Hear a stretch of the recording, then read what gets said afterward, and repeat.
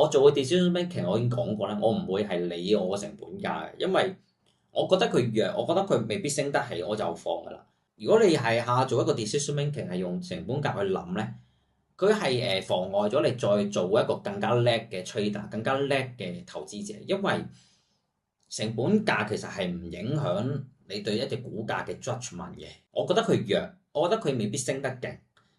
就算我成本價係零，同我成本價係100都好啦，其實係冇分別嘅。我都係同一注 hold 住呢隻股嘅一筆錢啦，係咪？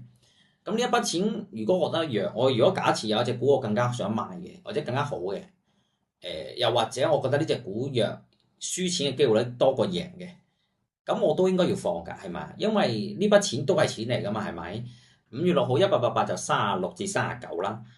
咁如果我嗰陣 hold 住呢隻股，我換咗去188啦，咁我結果係呢隻股我可以賺多我當就算差唔多接近40啦，我都賺2成幾啦，係咪？2成5有得啦。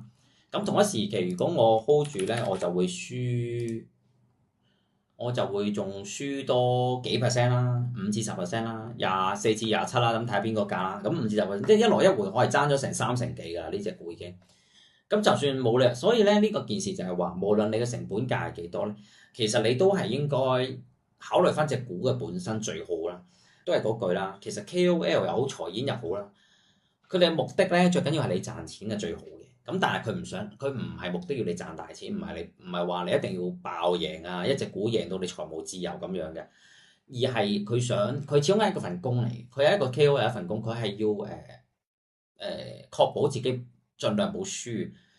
咁人嘅心態亦都係好現實嘅，散戶心態就係贏少咗好過輸。咁所以譬如假設啦，你升咗去叫你放一半咁，或者零成本啦，放到零成本咁你咪點都冇得輸咯。咁喺佢嘅角度亦都你點都冇輸，咁你冇得賴我啦，係咪？